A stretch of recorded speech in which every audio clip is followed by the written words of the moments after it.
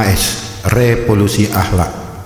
Dan janganlah kamu berjalan di muka bumi ini dengan sombong, karena sesungguhnya kamu sekali-kali tidak dapat menembus bumi, dan sekali-kali kamu tidak akan sampai setinggi gunung. Quran Surat Al-Isra 37. Assalamualaikum warahmatullahi wabarakatuh. Semoga kita selalu dalam lindungan serta keselamatan dari Allah Subhanahu wa Ta'ala setiap saat dan setiap waktu selama hayat masih dikandung badan. Seraya kita selalu mengharapkan bimbingan sekaligus petunjuk darinya, agar kita selalu menjadi manusia yang baik dan rendah hati. Salawat dan salam kita sampaikan kepada Nabi kita, Nabi besar Muhammad sallallahu alaihi wasallam, dan kepada para sahabat-sahabatnya serta keluarga-keluarganya. Semoga kita mendapat syafaat darinya kelak di kemudian hari.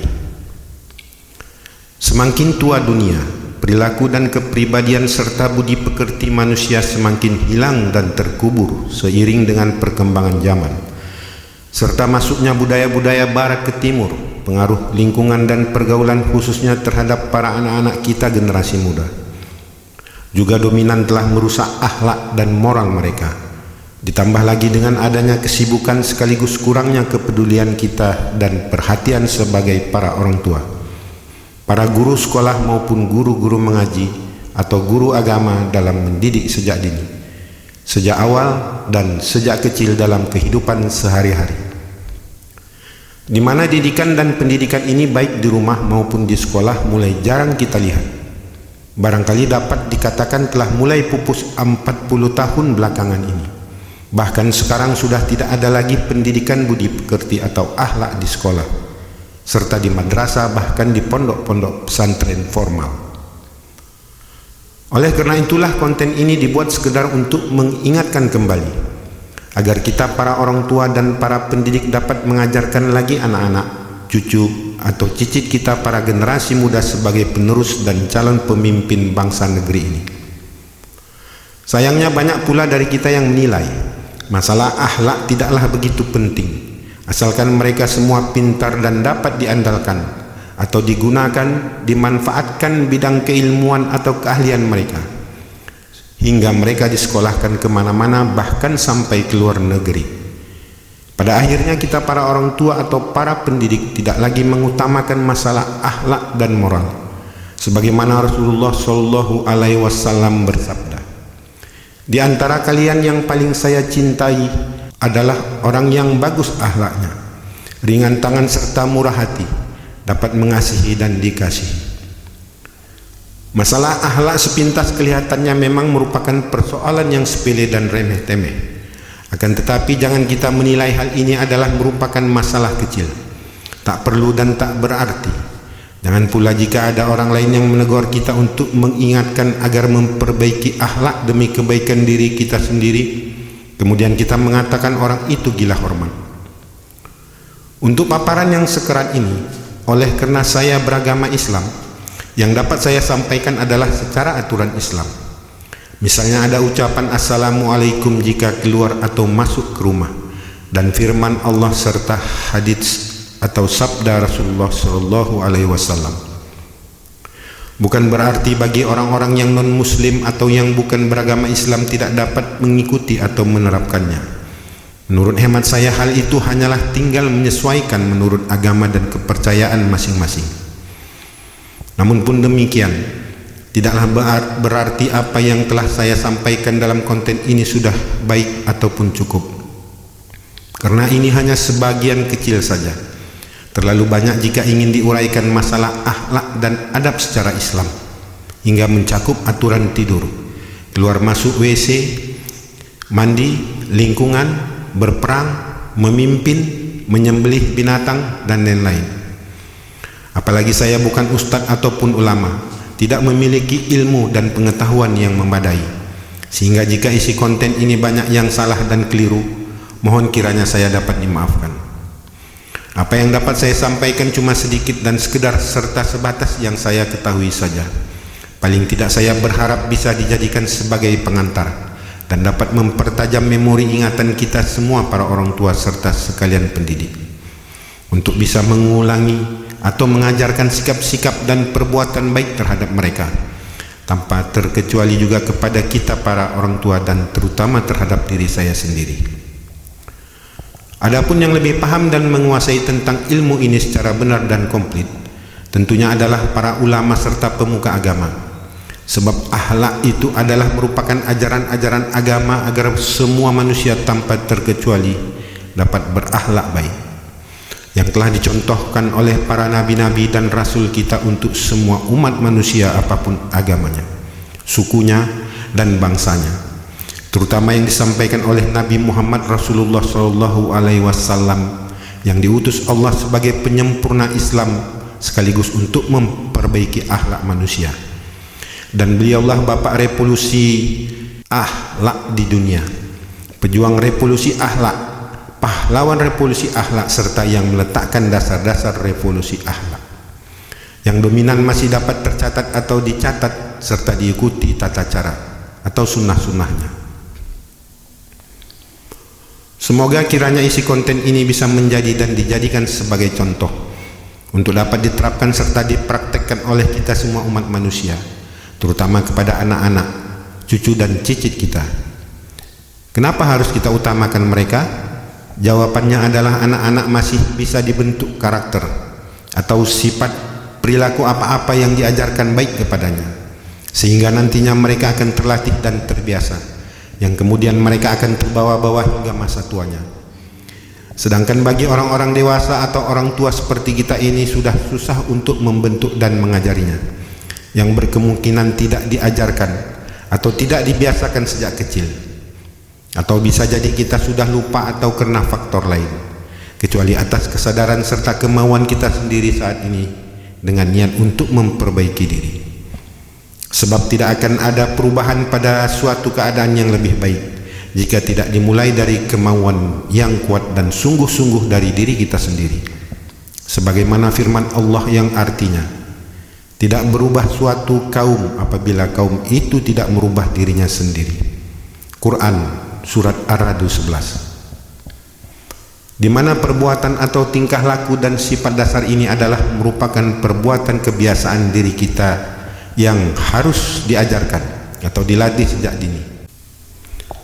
Oleh karena itu, bila Anda merasa bermanfaat untuk anak-anak, cucu dan cicit Anda, silahkan Anda like, share dan subscribe serta tekan tombol loncengnya, sebagaimana aturan yang ditetapkan YouTube agar channel ini tetap berjalan. Semoga bermanfaat.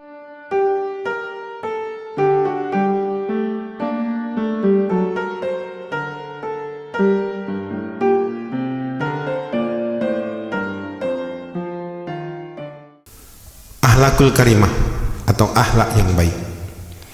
Akhlak yang baik dan terpuji akan kelihatan pada perangai yang baik, lemah lembut, keceriaan raut wajah, sedikit marah dan manis serta baik perkataannya, yang meliputi perbuatan, tingkah laku dan sikap serta sifat yang beradab, beradat, beretika, bertata krama yang baik, ramah tamah, sopan santun, kasih sayang dan saling menyayangi dengan sesama manusia, menghormati yang tua, menyayangi yang muda, serta rendah hati yang ada melekat pada diri seseorang. Itulah yang disebut dalam Islam dengan akhlakul karimah atau akhlak yang baik atau mulia. Nabi kita Nabi Muhammad Rasulullah SAW bersabda yang artinya, para penyayang itu akan disayang oleh Tuhan yang Maha Penyayang, Maha Suci lagi Maha Tinggi.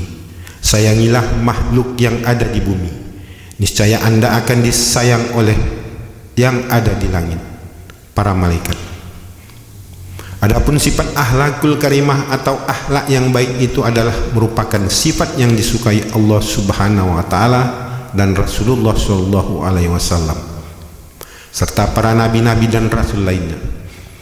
Oleh karena itu, betapapun tinggi dan banyaknya ilmu pengetahuan, gelar pendidikan, keahlian, tinggi pangkat atau jabatan yang disandang oleh seseorang, atau sekalipun ia ahli ibadah, orang kaya raya atau lain dan sebagainya, semua itu tidak ada nilainya di sisi Allah Subhanahu wa taala jika akhlaknya tidak menunjukkan akhlak yang baik, maka orang lain juga tidak akan menghargainya. sementara Allah Subhanahu wa taala sangat membencinya. Maka dalam rangka mengingatkan dan mengajak orang lain agar menjadi baik, bahkan yang sudah baik menjadi lebih baik lagi, harus diawali atau dimulai terlebih dahulu dari kemauan diri kita sendiri, sekaligus dapat memberikan contoh dengan menunjukkan tingkah laku yang baik kepada orang lain. Karena betapapun hebat dan tingginya ilmu seseorang, jika tidak diiringi dengan akhlakul karimah, maka tidaklah ada artinya. Sebagaimana Rasulullah SAW berpesan agar kita manusia dapat berperilaku lemah lembut dan sopan santun terhadap sesama manusia lainnya. Allah sangat suka manusia berperilaku akhlakul karimah dan merupakan salah satu sifat yang sangat dicintainya. Oleh karenanya Allah Subhanahu wa taala pasti akan menyayanginya. Belajarlah untuk memperbaiki diri, jangan malu dan gengsi siapapun diri kita, baik tua maupun muda, kaya ataupun miskin. Memperbaiki serta membiasakan akhlak dan adab yang baik sungguh luar biasa. Jika kita tahu kemudian menolak, menentang dan mengabaikannya, amatlah merugi. Alangkah mulia hati seseorang karena akhlaknya, sebab akhlak tidak lain adalah merupakan cerminan dari hati seseorang. Sebagaimana Rasulullah SAW bersabda, ahli surga itu ialah setiap orang yang rendah hati, lemah lembut, murah hati dan wajahnya berseri-seri. Adapun contoh akhlakul karimah itu antara lain adalah sebagai berikut. Akhlak dan adab anak terhadap ayah dan ibu. Akhlak dan adab serta perilaku seorang anak terhadap ayah dan ibu teramat sangat penting. Sebab jika ayah dan ibu ridho terhadap anaknya, barulah Allah ridho terhadap kita. Apabila ayah dan ibu kita tidak ridho dan murka atau marah atau membenci, tidak suka karena tingkah laku kita, sehingga mereka tidak memaafkan, maka Allah pun murka dan takkan pernah ada ridho Allah kepada kita. Di mana kewajiban untuk berbakti dan berbuat baik kepada ayah dan ibu adalah berada pada urutan kedua setelah perintah untuk menyembah Allah. Dan tingginya derajat serta besarnya hak ayah ibu terhadap anak untuk dihormati, ditaati dan dimuliakan serta dilayani dengan cara baik dan santun adalah merupakan firman dan perintah Allah. Bahkan lebih baik dan lebih utama dibandingkan dengan berjihad fi sabilillah. Jika dapat kita lakukan demikian, maka seorang anak baru dapat dikatakan sebagai anak yang soleh dan soleha. Apabila anak tersebut taat kepada Allah dan taat kepada kedua ayah dan ibunya, sebagaimana Allah berfirman yang artinya, dan Tuhanmu telah memerintahkan supaya kamu jangan menyembah selain Dia, dan hendaklah kamu berbuat baik kepada ibu bapakmu dengan sebaik-baiknya. Quran Surat Al-Isra 23. Dengan demikian, sebagai anak mintalah selalu doa kepada ayah dan ibu kita, terutama kepada ibu yang telah mengandung dan melahirkan. Maka untuk memperoleh keridhaan ayah ibu kita, yang harus kita biasakan dan terapkan antara lain adalah hal-hal sebagai berikut. Sebagai anak, kita wajib untuk menunjukkan akhlak yang baik terhadap dan di hadapan ayah, ibu atau orang tua kita, dengan cara memperlihatkan kelakuan yang baik, sopan santun dan rasa hormat, beretika, beradat serta bertata krama yang terpuji. Kita juga wajib memperlihatkan perilaku yang sama di hadapan orang tua tiri, sebagaimana terhadap orang tua kandung kita, karena mereka juga adalah merupakan ayah dan ibu kita juga. Meskipun orang tua kandung kita masih hidup, apalagi salah satu atau keduanya sudah meninggal, namun telah bercerai karena jodoh sudah habis. Kemudian dari mereka itu masing-masing telah menikah lagi. Jika kita justru menunjukkan akhlak yang buruk dengan menganggap mereka sebagai orang lain, itu sama artinya kita tidak menghargai dan menghormati ayah atau ibu kandung kita sendiri, di mana mereka telah menjadi istri dari ayah kandung kita atau sudah menjadi suami dari ibu kandung kita, yang berarti mereka-mereka itu adalah ayah atau ibu kita juga. Sebagaimana Allah Subhanahu wa taala berfirman yang artinya, Bersyukurlah kepadaku dan kepada dua orang ibu bapamu. Quran Surat Al-Baqarah 43. Jika ayah atau ibu kita menikah lagi setelah mereka bercerai dan mendapat jodoh yang lebih muda dari kita, selaku anak meskipun kita jauh lebih tua 5 tahun atau 10 tahun, atau bahkan lebih dari usia istri ayah kita dan suami dari ibu kita tersebut, kita tetap wajib menghormati dan menghargainya, serta memanggil mereka dengan sebutan ayah atau ibu.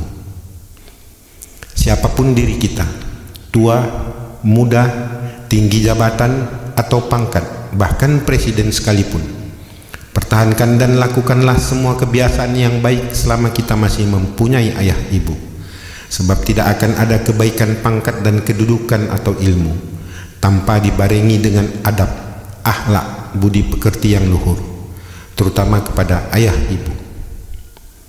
Apabila kita hendak bepergian kemana saja pun, berpamitanlah dan beritahukan maksud kita hendak pergi kemana. Jangan pergi begitu saja tanpa ada kabar dan berita, agar mereka tidak kecarian. Lagi pula jika terjadi sesuatu terhadap diri kita, mereka tahu kita berada di mana. Apabila kita hendak pergi dan mereka sedang makan, mandi atau sholat, tunggulah hingga selesai aktivitas mereka. Jangan langsung pergi begitu saja tanpa pamit karena tak sabar. Setelah mereka selesai, baru sampaikan maksud kita dan salam mereka dengan mencium tangannya, cium pipi kiri kanan serta keningnya. Kemudian berangkatlah dengan mengucapkan Assalamualaikum, agar kita diiringi dengan doa oleh ayah ibu sembari meminta berkahnya. Jika kita sampai kembali ke rumah dari bepergian, ucapkan lagi Assalamualaikum ketika masuk. Kemudian kita temui dulu mereka. Selanjutnya lakukanlah hal serupa seperti kita hendak pergi, dengan melakukan salam dan mencium tangannya, cium pipi kiri kanan serta keningnya kembali. Lakukanlah di hadapan siapapun. Jangan malu dan gengsi dengan berbagai alasan, karena merasa tinggi pangkat atau jabatan, disegani, dihormati, dan lain-lain. Setelah itu barulah kita melakukan aktivitas lainnya. Jangan lakukan sebaliknya, kecuali pada saat kita kembali mereka itu tidak sedang berada di rumah. Setelah kita melakukan aktivitas lain dan mereka kembali, tetaplah lakukan hal yang disebutkan tadi.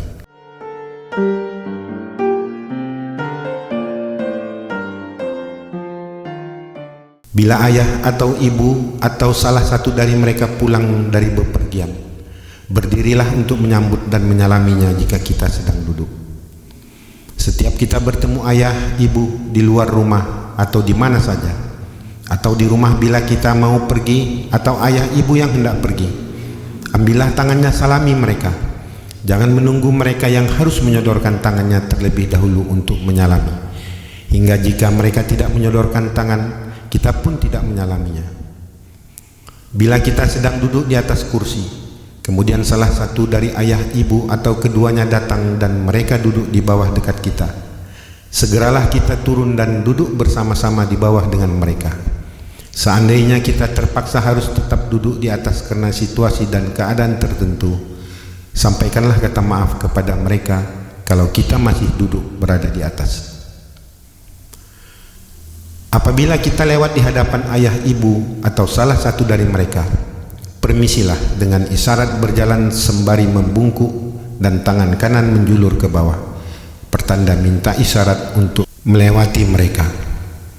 Bila mana ayah atau ibu kita sedang berbicara duduk di kursinya masing-masing yang berhadapan dengan tamunya, jangan sekali-kali kita lewat di hadapan mereka. Jika dapat, tunggulah hingga tamunya pulang, atau carilah jalan lain yang tidak melalui mereka. Apabila kita terpaksa harus lewat di hadapan mereka karena tidak ada alternatif jalan lain atau tidak bisa menunggu, permisilah dan ucapkan kata maaf ayah atau ibu dengan isyarat berjalan sembari membungkuk tangan kanan menjulur ke bawah, pertanda minta isyarat untuk melewati mereka.